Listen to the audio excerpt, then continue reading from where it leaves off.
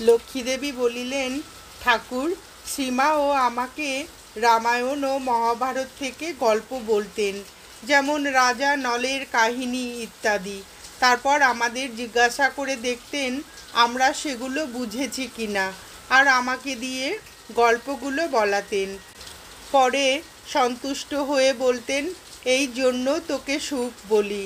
ঠাকুর সাধন ভজন করতে খুবই বলতেন, সর্বদাই প্রাণ ভরে ডাকতে বলতেন, তবে বাইরে বাইরে গিয়ে নয়। আরও নির্দেশ দিতেন, জপে কি হবে যদি স্বভাব ভালো না থাকে? মেয়ে ছেলে যুবতী ব্যভিচার থেকে খুব সাবধান।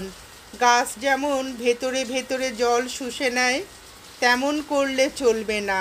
তিনি একদিন আমায় বলেছিলেন, ঠাকুর দেবতা যদি স্মরণে না আসে তো আমায় ভাববি, তাহলেই হবে। আমার মনে হয়তো, কেমন মনে হয়? হ্যাঁ, তা হয়, এই যেমন দেখছি এমন।